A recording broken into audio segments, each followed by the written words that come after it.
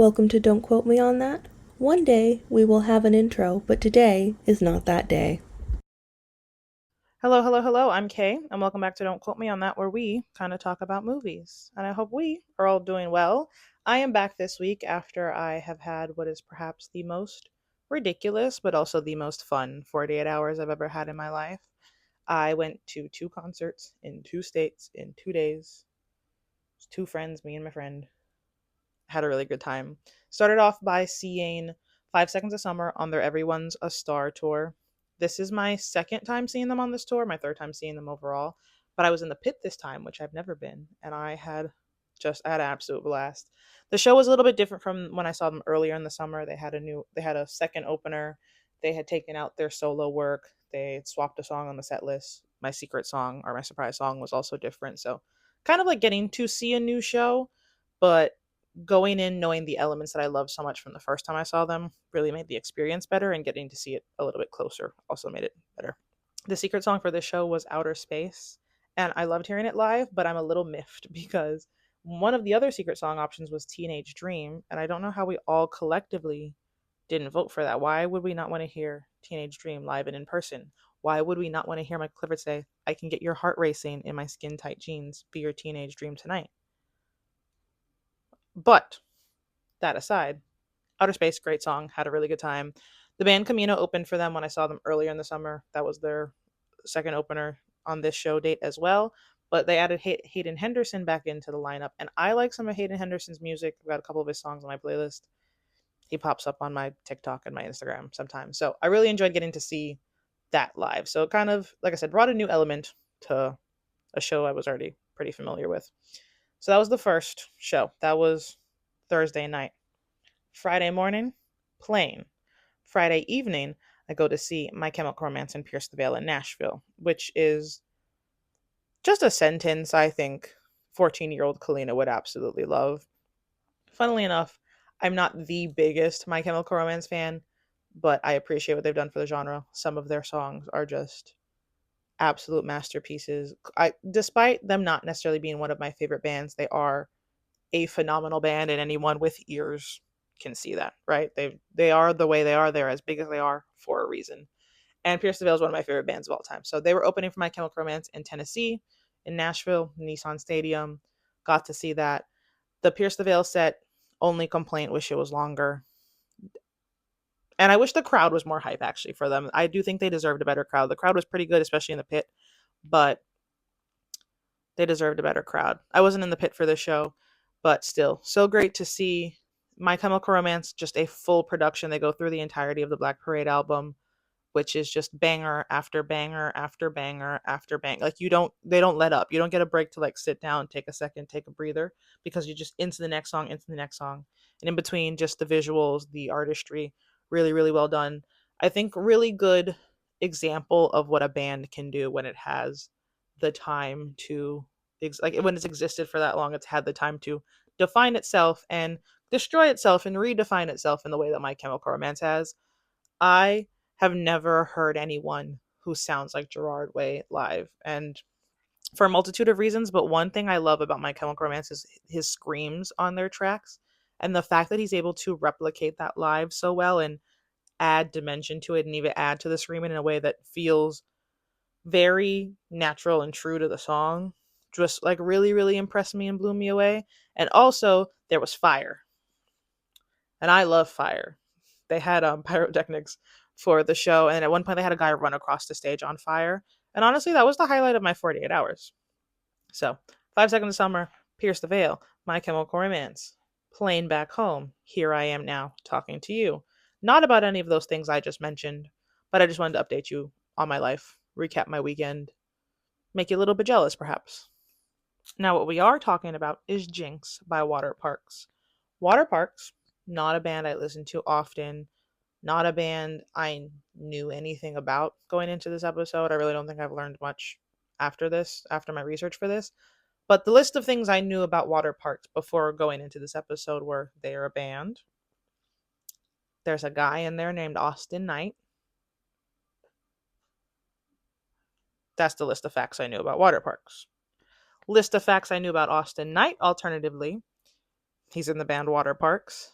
He's on a song from Michael Clifford's solo stuff that I really enjoy, and that surprised me. And the first fact I ever learned about Austin Knight is he is in an APMA Music Awards promo video with none other than Mr. Andy Biersack. And really, that's all I think I need to know about Austin Knight. I did just learn his age, which was shocking to me. He's older than me by much more than I thought he was. And yeah, those are all the facts I have about Waterparks. So, Jinx is Waterparks' sixth studio album, I believe, and it was released on the 24th of July this year, so fresh. It had 5 singles, which were Red Guitar, If Lyrics Were Confidential, Any Minute Now, Prowler, and Better Than Therapy. And before we even get into it, I feel like I think 5 singles should be the limit of singles, unless your album's like 26, 27, like pushing 30 tracks. I feel like 5 is almost too many, especially when you look at them this way. I feel like when the songs are coming out, they're pretty well spaced. Red Guitar was their first single. It came out 18th of July of last year. If Lyrics Were Confidential then came out in September of 2025. Any Minute Now was November of 2025. And then Prowler didn't come out until April of this year. Better Than Therapy came out in June of this year. So I feel like spaced out that way, 5 doesn't seem like a lot. But then when you go to listen to an album and this album was 13 tracks, you're like, I know almost half of these songs already. So I think pros and cons. I do also think it depends on the audience, like who's viewing the singles, what lens you're viewing it through, because through the lens of a Waterparks fan, my reaction and my need for content about the album is going to be very different than my reaction and need for content about the album to someone who's fresh to Waterparks, like I am. And I decided to react to this album because there's one song in particular on here that had been stuck in my mind. I had added it to my playlist, and I realized I had a decent number of these songs already on my playlist when I went to look at the album, mostly singles. So I said, oh, why not? Like, I already know I have a little bit of buy into this, but it's a band that my opinion is still out on in the grand scheme of things. So here we are. Waterparks, the band, some of facts I learned doing research, are from Houston, Texas, which was very shocking to me. I don't know why. I I don't know anything about them, but they just weren't giving off a Texas vibe. But they're from Houston, Texas. They were formed in 2011. I think their debut EP or album came out in 2016. And Mikey Way played the bass on it, I think, which is just not to sound old, right? And also, like, I don't know the work Waterparks was doing up to this point, the way they had existed in the industry, or like the extent to which they had existed in the industry and the scene up to that point. But I just feel like, man, these new bands they don't have to go through the trials and tribulations that the other bands used to. So, little tongue in cheek, I'm joking. I think the best example of this, though, which is not, it's not even a new band, it's just like a freak incident, really, is the origin of Panic at the Disco. Panic at the Disco had existed as a band for like 3 months. They had never performed live together. They were like went straight from rehearsing in a basement to recording their first studio album, and they got it right on the first try, which is just a freak series of events. So I wish everyone else in the world that much luck when forming a band and forming, in chasing their creative endeavors. Waterparks, from Houston, formed in 2011, right now consists of 3 members, which are Austin Knight. He is lead vocals and rhythm guitar. Jeff Washington, not Jeff Washington, Jeff Wigington, who is backing vocals and guitar, and Otto Wood, who's backing vocals and drums. And in the nicest way possible, none of these sound like real people to me. Okay, Austin Knight to me sounds like a Batman villain. I don't know what his like superpower be. He would be very much like the opposite, like the anti Batman, right? Because his last name's Knight, so he wouldn't be the Dark Knight. He'd be the pop rock Knight. I don't know. Austin Knight sounds like a Batman villain. Jeff Wigington, that's just a fun last name to say, and I'm sorry, but also the way that Jeff is spelled, you just don't sound like a real guy in the nicest way possible. Otto Wood just makes me think of Oliver Wood from Harry Potter. That's not his fault at all. I just think this is a fun assortment of names. And very regularly, I see news about celebrities and influencers that I'm just like, we're making up people right now. I've never heard any of these names. This series of words and letters have never been put together in the history of the world, and yet here we are.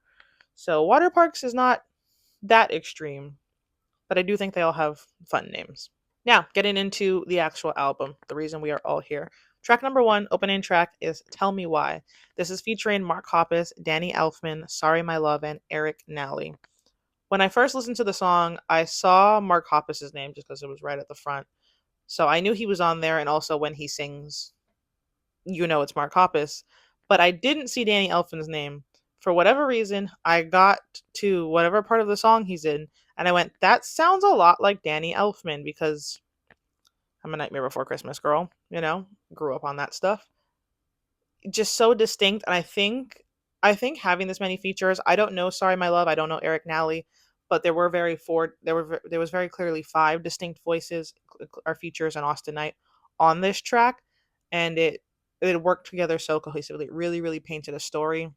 It did feel a little This track feels a little musical in like a very like almost literal Beetlejuice sense. It feels like we have a narrator. It feels like we're setting the scene, setting the plot up for the audience to then follow throughout. I don't know how I feel about this as an opening track. Talked about this on the show, have talked a lot about strong opening tracks, what an opening track needs to be. One thing I think an opening track needs to be is emblematic of the album as a whole. And as we talk about the rest of the songs, I don't quite know if that was achieved here, at least not as well as it was in other songs on this album. But I do think it's a very fun opening track. I think it's a very fun song in general. And I get why we started with it, specifically when we start to look towards the end of the album. When I first listened to this, I also thought this would have been a good single. I was surprised it wasn't a single, especially considering the features, because it's zany. And again, I think when discussing singles, you have to consider, in my opinion, mostly the non-fan perspective of a single, because I think that's why you put out a single. People who are fans of your work already will automatically be intrigued by your single and will want to wait for your album.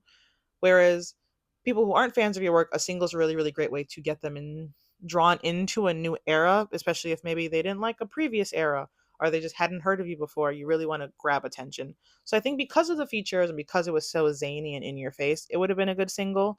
But after thinking about it a little bit, and I talked about it as well with my brother who listened to this album with me once, it's a little too musical. It's a little too zany. It's a little too chatty to really work as a single. My brother said that like if he heard this on the radio, he wouldn't necessarily enjoy it because of all the talking bits.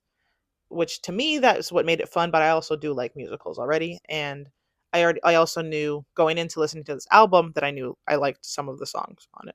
The crux of the song is that Austin Knight has died, or our narrator has died. I'm making an effort because I do feel like when I talk about albums sometimes, I tend to talk about the narrator of the songs solely as the lead singer, and I don't really know the breakdown of this band. I don't know if Austin Knight's the only one writing their music, like what's going on in that dimension, but at the end of the day, they are a band. They all work on this together. So the narrator of the song, who is voiced by Austin Knight, has died, gone to heaven, ended up in hell, ended up revived back on earth. And throughout the whole song, he's grappling this question of like, if like the point of living is just to not die, why? Like why, and I took it to mean, why is there not more to life than just not being dead? Like those are your two options. Is you're dead or you're alive. Why is there not, and he says at one point, why do kids get cancer? Why is it even possible to murder? Like, could you explain these things to me? He gets sent to hell, and he talks to Satan, which the devil, which also comes up a little bit in this album. But tell me why. And then they're like, guess what? Don't worry. You survived your heart attack. You're going back to Earth. You're going to be alive. And he wakes up. He's like, I still have the same questions. Tell me why. Like, what is the point of all of this? Which is something we grapple a little bit with. Not so much life, but I really like that this theme does carry throughout the album. So this is one point for Tell Me Why being a good album opener, is it takes that theme, it takes that question, and it's really thrown or really dragged out or drawn out throughout the rest of the album. On to track number two, which was the first single off this album, and that is Red Guitar. I love this song. I think this must have been the first song of theirs I added to my playlist. It is loud, it's in your face. For me, Waterparks previously had been really hit or miss. I tried to like their music. I think they have one or two songs that I liked, but everything else I just like just couldn't get into. And I talked about Waterparks with somebody. Mentioned I was listening to this album, and they said, "Oh, I miss having sex, but at least I don't want to die," which is one of their very popular songs. And I do not like that song at all. I don't think it's not. I don't think it's good. I just don't think it's for me. Don't like that song. It's fine, right? But I really like. There's another song off that album, Turbulent. I like that one.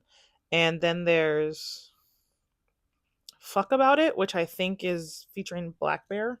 So whatever song Black Bear is featured on, I like those two songs, Turbulent and whatever that one is. But every other time I listened to them, it was like didn't really want to even get to the end of the song. And not I hated the music, I just again, not for me. So really a hit or miss band for me. Red Guitar, big hit.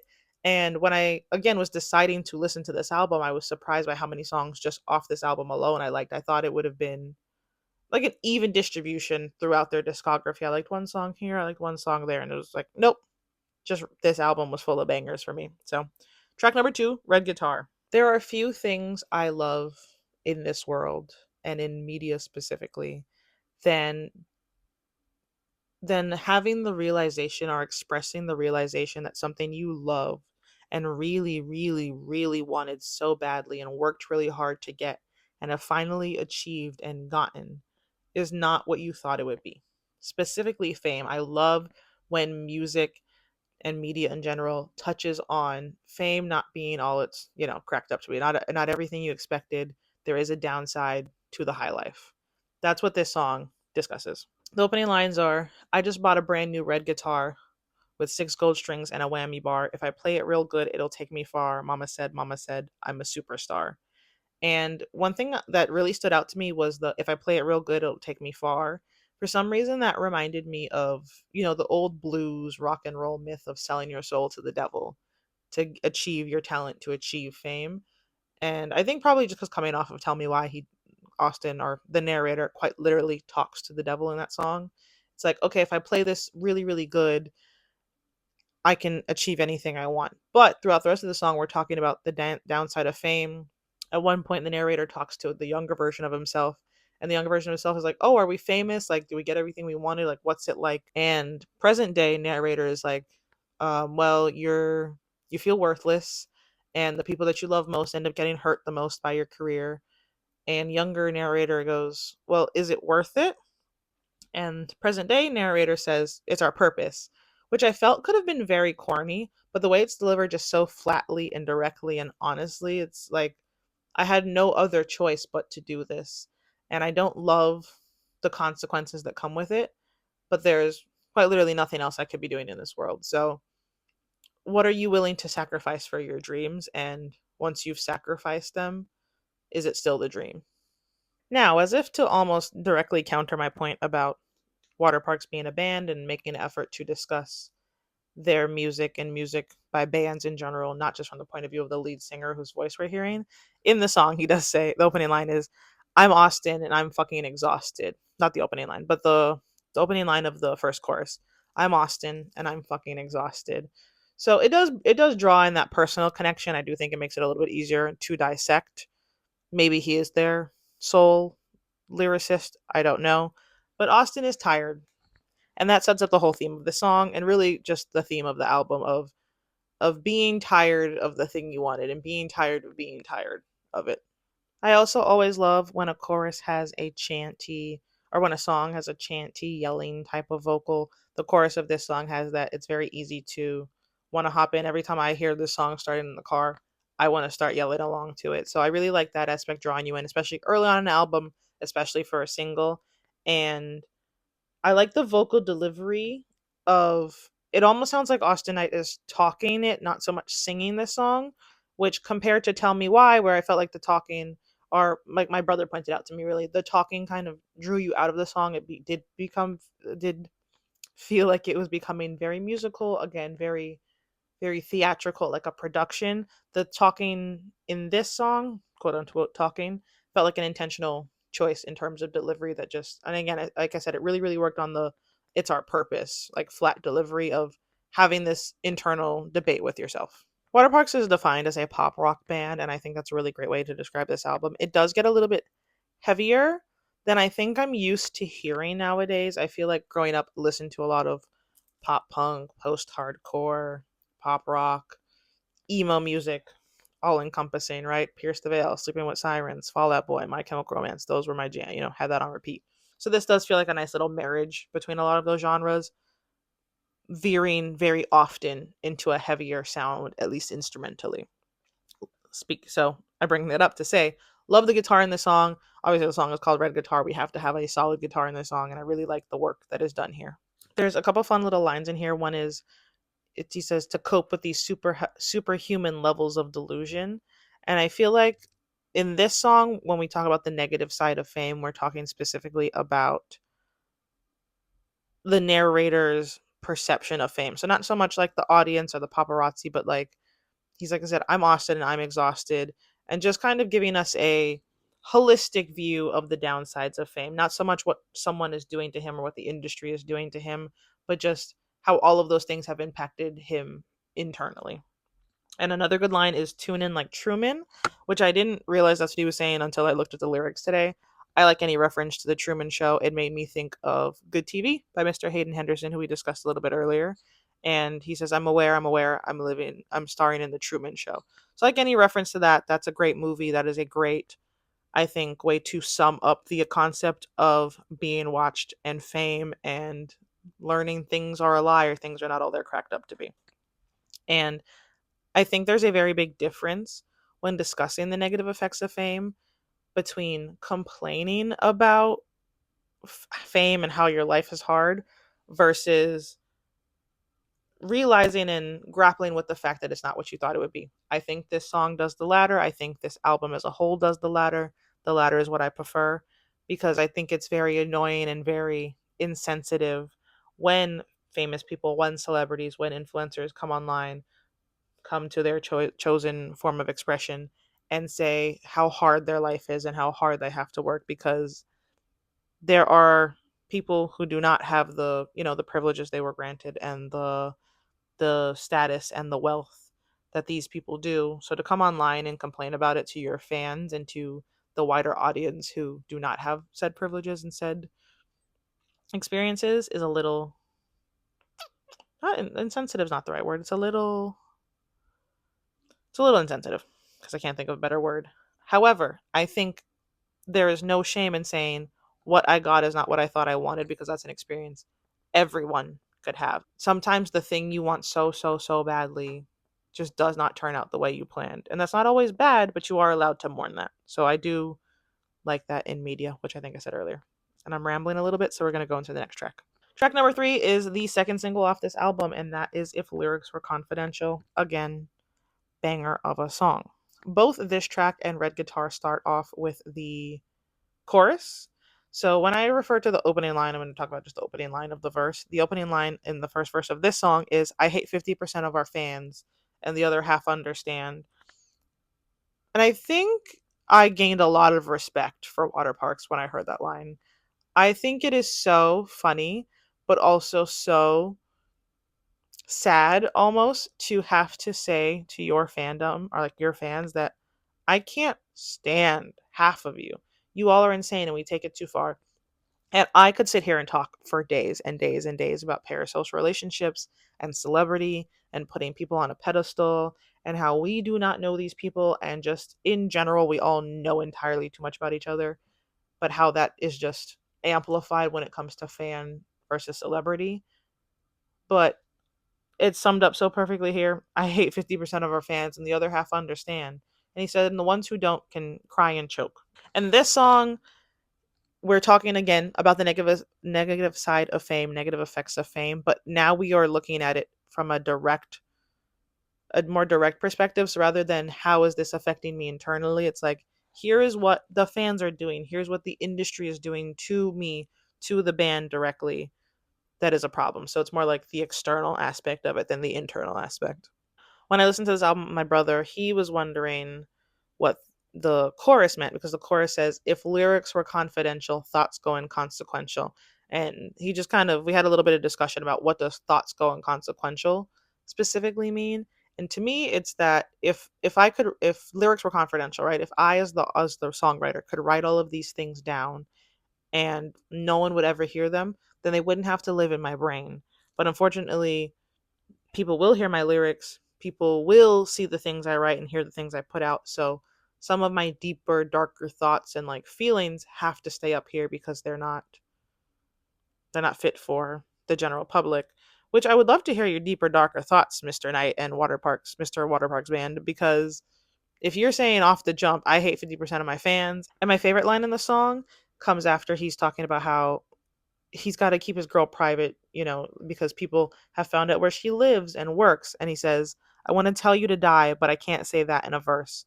Because you all are being weird by stalking his girlfriend. If that's true, if people are stalking his girlfriend to the point where they know where she lives and works, get help. Okay? But if you can say that in a song, and it is very tongue in cheek, and it's kind of like saying it without really saying it by saying, I want to tell you to die, but I can't say that in a verse, right? But you just said it. I was joking about that line with my brother. I was saying I couldn't be famous because I believe in telling people when they're playing in your face. And my brother was like, well, I couldn't be famous because I'm too sensitive. And I was like, we're opposite ends of the spectrum. He can't be famous because he would be too sensitive. I can't be famous because I don't care if other people are sensitive. Because what do you mean you're stalking my girlfriend? What do you mean you guys are like online spreading rumors that I'm getting people pregnant? What do you mean you guys want to know every single thing that I've ever done in my life and are like all up in my business? Like at the end of the day, I'm a person. And I also think it kind of connects back to Red Guitar with it's our purpose is despite all of these awful things, there's nothing else he could do. That's what he was put on this earth to do. And I think there's everyone was put on this earth to do something. And it does feel a little I can see how it feels a little silly to say, well, I was put on this earth to make music and write songs and complain about my life, but where would we be without art? I wouldn't be here if there wasn't music to talk about. I wouldn't be having this discussion right now. I wouldn't be having as much fun. I wouldn't have had such a fun time in my crazy 48 hours because there would be no concerts to go to. So I do think you can be put on this earth to play music, and I do think you're allowed to complain about that.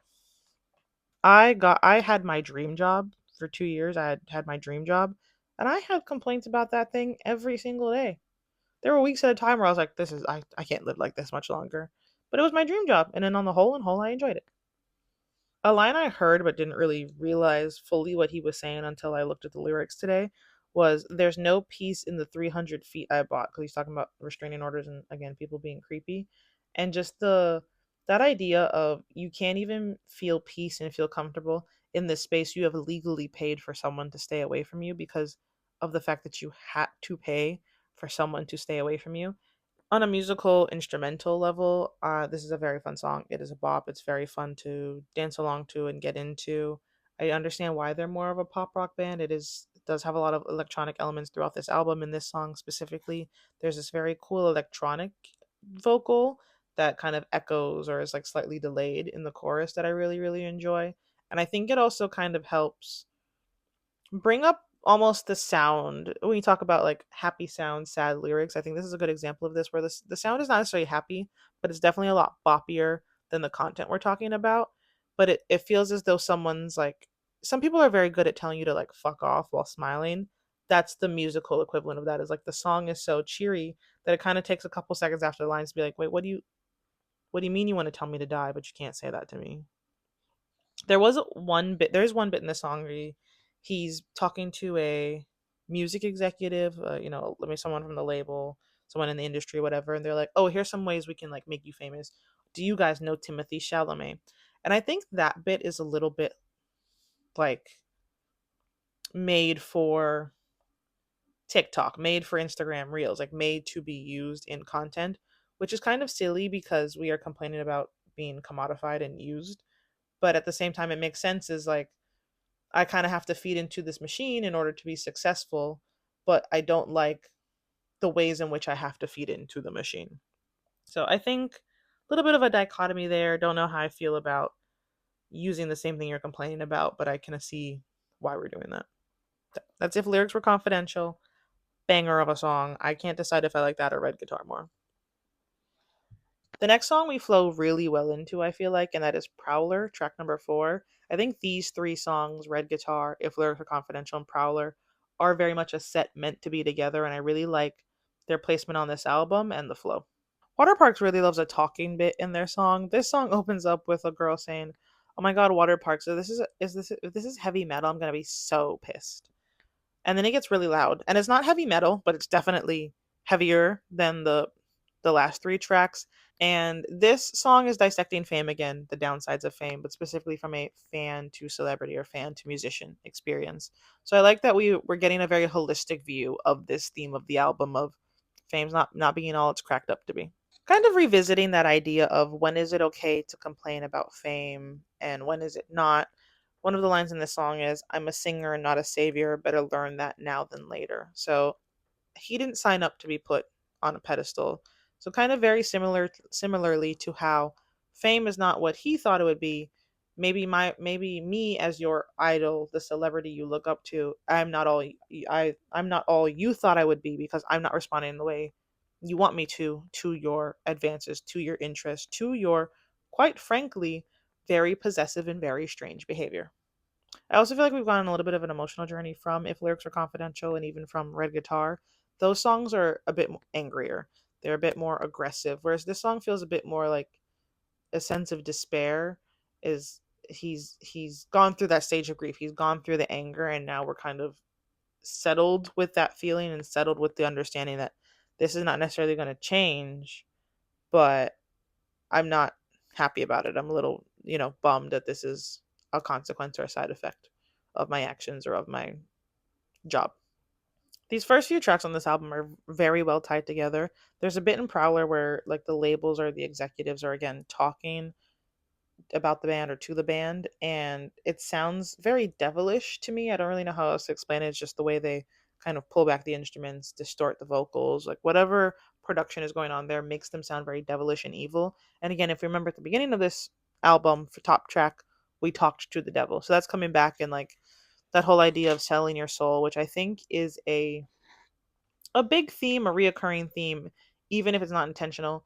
But in any sort of heavier music, because they're stemming from the blues, that idea of selling your soul and the feeling of selling your soul that I think a lot of these artists express is just inherent to the genre and inherent to the vibe. And kind of going back to my point about it's this song feels like a lot more despair, a bit more settled. The vocals at the end feel very raw, and I just really love them because it feels, again, just so much more honest than the other songs were. And not that the other songs weren't honest, but this one's a bit more of like a flayed, open, have no choice but to be honest sort of honesty. So that's Prowler. Track number 5 we go into is Better Than Therapy. I'm getting a bit of whiplash now. We're doing a love song. I don't know how we got here. I have some opinions on the structuring of the album after this point, but it's a good song. Better Than Therapy. I do think this love song is kind of highlighting, okay, I do have a little bit of peace or sanity because of my partner. Something that he's explicitly said in the last few tracks he doesn't get to have. He doesn't have peace in his, even though he has a restraining order, he can't have peace in this 300 square foot area that he's paid for, right? I don't have confidentiality. I'm losing my sanity. And he talks a little bit about getting manic, but not so much, I think the partner is making him manic. It's that he's going to be manic anyway. Again, probably about these things we've discussed so far, but his person is going to bring him down. His person's going to calm him down. His person's going to keep him grounded. And he also says, worship you satanic. So again, just this idea of talking to the devil, dealing with the devil, worshiping the devil comes up. I don't have a ton of notes about this song. It's fine. It's fun. I think in the grand context of the album, as we talk about the next few tracks, it makes a bit more sense, but it did feel a little bit jarring the first few times I listened to this album. The next song, track number 6, is called Nobody But You, and this is another love song. I don't have a ton to say about it. I do think it connects very well with Better Than Therapy. To me, we're in the same relationship, we're talking about the same person, but now we're a bit more settled in this relationship. It's a less fresh, less manic about it, just a bit more settled, a bit calmer, a bit more of a staple in this life, a bit more something that we can rely on. There's a line in the song that says, "If God sends me back," and for some reason it made me think of, I think it's a Tumblr post that says, "Sometimes I like to pretend I died and I asked God to send me back." And all these little things that maybe you don't appreciate now, but if you lost them and then had a chance to get them back again, you'd appreciate the birds chirping outside, the sun rising, your friends laugh, even when your brother makes you upset. Just appreciating all these little things and trying to do that in the moment with rather than having regrets later.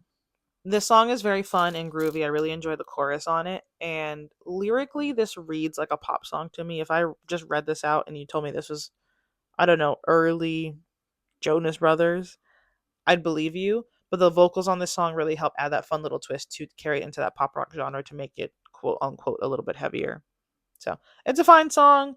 These two tracks on this album kind of get lost for me just because I think some other songs we're going to talk about are much stronger, and also the placement of the songs on this album from this point forward has me question. I have some questions about, but that's okay because next up we have my favorite song on this album, track number 7, Gwen Stefani. I have had this on a loop. I've listened to this 20 plus times a day, probably since I heard it, since I added it to my playlist. The song is so good and so fun, and I really, really wish we had just put it after Prowler. I think this would have been a great run from Red Guitar, if lyrics were confidential, Prowler, into Gwen Stefani. This album would have been made miles and miles stronger to me. The chorus of this song, crux of the song, is my friends are drunk on sake. I'm sick from this Dasani. It's freezing in Milwaukee. I'm dressed like Gwen Stefani. And I just think we need to bring back that fashion sense for men. We open this song with a chorus as well. Like I said, seems to be a staple of a Waterpark song is opening with the chorus, which I like because I think the chorus of this song is great. I think the chorus is, and all the songs were very solid. So I like getting to hear it extra time, essentially. And the vocals in this song, when we start out, are kind of distorted, kind of faded. They slowly get louder right before we get into the first verse, which is an effect I just love in a song. So just chef's kiss. I know I said it already, but this is my favorite song on the album. It's so good. Thematically, we've gone back, which is another reason I think this would have been the perfect wrap up to that 3-track run of Red Guitar Lyrics Prowler, because we're revisiting fame not being all it's cracked up to be, but from an internal perspective, and how it has changed the celebrity, it has changed the musician, it has changed Austin. In it, he sings about going outside looking for himself. He's asking people, have you seen this guy? He's 5'10, he's got brown hair. He was last seen jumping off the deep end, and not being able to recognize the person you've become. The bridge of the song also really stands out to me. He says, they finally noticed me, a deer in their headlights. And it's like a car seeing the deer in the road and hitting it, essentially. And being someone, like the object of someone or many people's attention to that extent where like it's a headlight shining on you, it's a spotlight shining on you, but also it destroying you. So again, it's ripping you up and tearing you apart, but not in a way that's like not intended with malice. I just really like this song. I think it's deceptively fun. When I first heard it, I was having a bop. I was like, we should dress like Gwen Stefani. My friends are drunk, and man, I'm just not. Maybe I'm not having a great time right now, but life is good. But life is not good, actually. Okay, deceptively sad.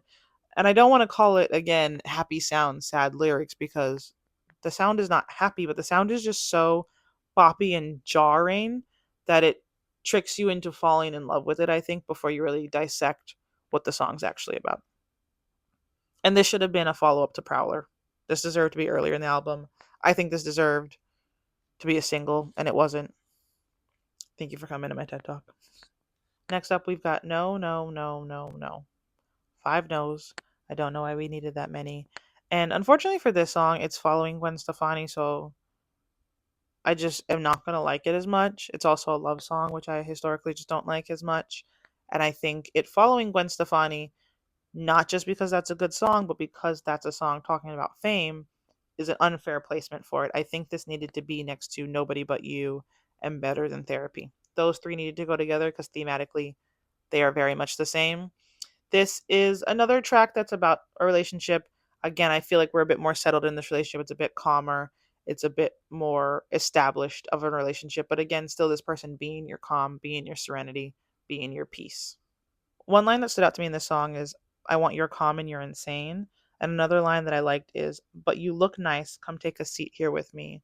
And for whatever reason, this reminded me of Youngblood talking about his partner. I saw a couple clips just today, so that's probably why, of Youngblood doing an interview, and he was talking about how he and his partner broke up for a little while because he had some work he wanted to do on himself, but after 3 months he was like, nope, that's the person for me, that's who I want to be with. And when the interviewer was asking him how did you know she was your person? What does that look like? He said, she's the first thing I think about when I wake up and the last thing I think about when I go to sleep. She's my teammate. She's held me when I've been down on the floor and she's cheered for me when I'm winning awards. Like that's how you know is someone who can be your partner, be your teammate, be your best friend and all of those things and hold you accountable in the same breath. I think it's an expression of love and a description. I think it's an expression of love that anyone would be lucky to have. I really want to remember the name of the interviewer because I saw her do an interview also with Callum Hood when he released his solo work, and I really enjoyed her. She's Australian, and I can't remember. I want to say it's like Date with Tate or something like that. If you know what I'm talking about, you know.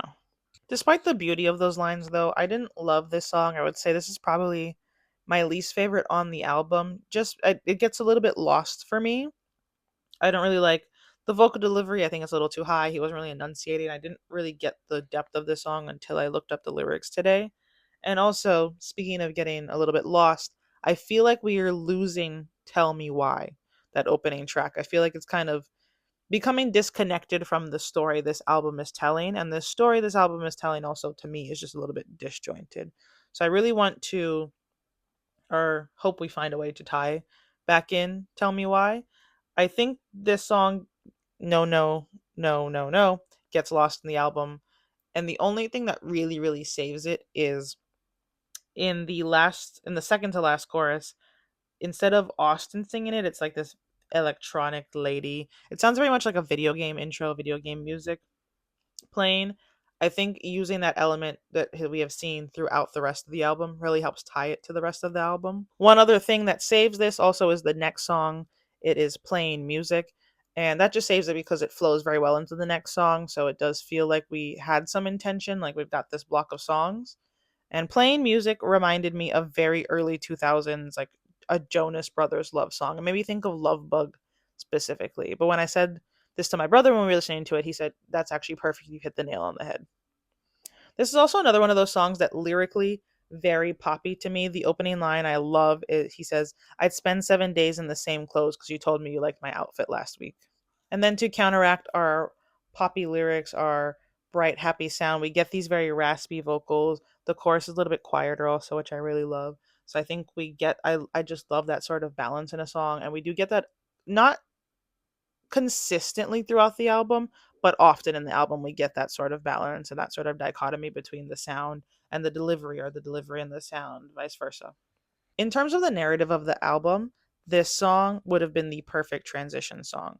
I've discussed quite a few times my issues with the jumping from Issues on Fame to Love Song back to Issues on Fame. I think thematically, if we had kept all the songs about grappling with fame on one half, put playing music in the middle, and then all of our love songs on the other half, this would have flowed a lot better to me, because playing music to me could be about fans, it could be about fame, it could be about a partner, it could be about a love, right? Because one of the lyrics is, "Nothing on a page, nothing on a stage compares to you." So, yes, he's talking about being on the stage, writing his lyrics and performing, but nothing compares to the love of his partner. But also maybe nothing compares to the adoration from the fans, or maybe nothing compares to being validated in the industry. I felt like it could have gone a lot of different ways. To me, I do read it as a love song, but I think it was ambiguous enough that had we stuck it in the middle of our narrative journey in this album, it would have been it would have really balanced the two sides. This song is really strong in moments to me, but not necessarily as a whole. One line, for example, is, "You can bathe in the waterfall under my eyes." So I think that's a beautiful lyric. I think it's one of the best lyrics on this album, but I wouldn't say this song is the strongest song lyrically on this album. It just has some of the strongest lyrical moments. And in this song, I also highlighted something else I think Waterparks likes to do, which is they kind of tend to taper a song. I feel like we get a quiet ending or a quiet bridge, and sometimes they do bring it back out loud for the last line or two of the song or for the final chorus. But for the most part, they take you musically down to a point and draw it to an end, which I really enjoy. If playing music is an early 2000s love song, then this next song, Mirage, is a 2010s love song. It reminded me very much of an Owl City sort of vibe, specifically Fireflies. One of the lines is, "If I could, I'd dream another dream." So I also like that we're back in that ambiguous space, or remaining in that ambiguous space of, is this about love? Is this about fame? I don't know, but I'm grappling with this either way. Let me take you on a journey. A line that I think also really highlights this ambiguousness is, he says, trying to live up to what I loved about you. So this could be about a partner, this could be about public opinion, right? I'm trying to live up to these expectations you had of me. So if I'm trying to live up to what I loved about my partner and be the person I think they deserved when I met them based on the person I thought they were, that's one thing. But I could also very much be living up to what the public thinks about me and what my fans think about me, and trying to be the person I think they need and deserve, and maybe losing myself in the process in different ways.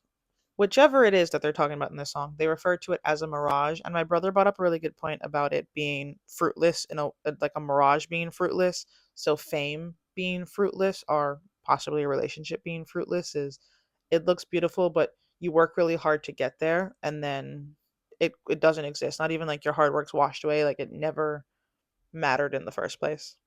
I don't want to say this song gets lost on the album for me, but I think thematically and vibe wise, it's very similar to Playing Music to me, and I would say I prefer Playing Music. And then it just doesn't stand out as much as it could have based on the placement in the album. I think, again, if it had been put next to Playing Music, but more in a transition middle of the album area, it would be a bit more of a standout. But because it's so late in the album, and because we've kind of worked through these ideas already, by the time I get here, I don't really need to or want to process them anymore. Track number 11 does not have any problem standing out though, and that is Tastes Like Tangerine. I eat this song up. Not a song. Honestly, even the first few times I listened to the album, I wouldn't say it stood out to me, but the last couple times I listened to it, it just, I don't know, grabbed my attention and like would not let it go. I'm obsessed with the opening vocals, like his tone on the opening vocals on this. We're getting really whiny. And I also feel like he's now choosing to be a villain. Like it feels very intentional and very commanding in his power, whereas before I think we were speculating about things, we're having an existential crisis, for example, we're working our way through the emotions and thoughts and feelings about things, whereas now it's, we've made our decision, we're putting our foot down, here's how things are going to be. And it was very just like modern Disney villain song, but in the best way possible. It's kind of like, now I'm going to enjoy the wild side of fame. I've processed my feelings about the not so positive side. I'm going to get what I can out of this while I can. It's just a very fun track. And I think it's a good, what I'm going to call, second to last song on the album. We do have two more songs left, but I will explain my reasoning in a moment. Track number 12 on this song is called Any Minute Now. I think this is the closer of the album every single time. I'm always shocked that there's another song after this. This wraps up this album so well. This ties into the opener, Tell Me Why, so well, which I think you need. I think if I'm listening to an album straight through and it loops around, I want to have a bit of a connection to that first song in some way, shape, or form. And also, I think it helps balance the album. It bookends the album. It helps Tell Me Why not get so lost on this album, like I talked about a couple songs previous. Where Tell Me Why is the journey of a man questioning his purpose on the earth and questioning why we're doing all of this. Any Minute Now is just the idea of resigning yourself to fate and trusting that it will all work out. These childhood dreams you had, all these questions you're wondering about, it's going to work out. And no matter how much you think or don't think about it, what will be, will be. And I like this, as I said, kind of bookending the album, because if we've gone through that journey from start to end, we also went through that journey in miniature ways in those two themes of the album. In love, like I said, we had a relationship that to me felt much newer versus being settled in the relationship and what it brought to you. And same thing with fame, is grappling with these quote unquote negative effects of fame to finally reaching a point where you're going to enjoy what you can about it. And I think a really good line in this song is, how cruel a joke that we exist and never know what the punchline is. So again, whereas in Tell Me Why, he's like, why do kids get cancer? Why is this? Okay, you brought me back to life, but why? Here it is we're never going to learn what the punchline is. I died and came back to life earlier, and I still don't have the answer, but that's okay. To me, for all intents and purposes, this is the closure of the album. In a perfect world, the way I would describe it is the 13th track on this album, which is called Girls Need Guns, would be a B side. Okay. Everything else, A side of the album. I flip it over. B side is just this one song because this song has nothing to do with the rest of the album. And I like this song. I think it's a good song. I think it's a song we need in this time. But just thematically, it irks me because it's not connected in any way, shape, or form. But Girls Need Guns opens on a phone conversation between Austin Knight and who I believe is his mother, talking about how when she was 16, that was when abortion was legalized, and the rights women had are still fairly fresh. Like, you might have had, her mother had 2 college degrees, but still had to have her husband sign off on her being a part of the bank account, things like that. So, like, women's liberation and women's role in society is something that they had to fight for, and is still being challenged, and is still, for all intents and purposes, new. And Austin Knight, or in the song, at least Waterparks says, mothers grow afraid of their own damn sons. If the past is any indication, girls need guns. And I agree. I love this song. I think this is a very good song. Again, like I said, I think it's a song we need. I don't know if anyone's heard their Ice song. These two songs go together. There's something that needs to be said by this, like, from this perspective, something that needs to be said in this specific time. It just does not connect with the album, but I rather it be out now, and like I rather it be out now and exist than not be said or be held on to till the right moment, because there's never a right moment, but there's also never a wrong moment for something like that. And the only reason I put it as not a good album closer is because thematically it's got nothing to do with the album, but acoustically, like, it's very quiet. I really like that it maintains its quiet. He does get a little bit yelly towards the end and like in the second chorus, but it's still a quiet song overall compared to the rest of the tracks on this album. So I think it wraps it up very nicely. And I also think it kind of, now that I'm talking about it, maybe it does work well as an album closer because we've gone on this journey. We wrapped it up with Any Minute Now. So tracks 1 through 12 are one cohesive journey we went on. And now we're pulling out of focus because, again, at the end of the day, being famous, or you grappling with your fame, isn't really something many people can relate to, and it can be taken the wrong way. It can come across as very insensitive for you to stand there and complain about fame and celebrity and that privilege that it affords you. So maybe by zooming out at the end, track number 13, and using said privilege that you are afforded to discuss what is going on in the world right now, you're kind of grounding yourself and making it a bit more relatable. So maybe I take back what I said. Maybe this is a good album closer. But I would like if we had a B side or just an album that was just this song, just play this song on a loop, Girls Need Guns, I'd be happy with that too. Or put this song and the Ice song together. So that's Jinx by Waterparks. I think I'm going to give Waterparks another go. Like I said, they've just been historically very hit or miss for me.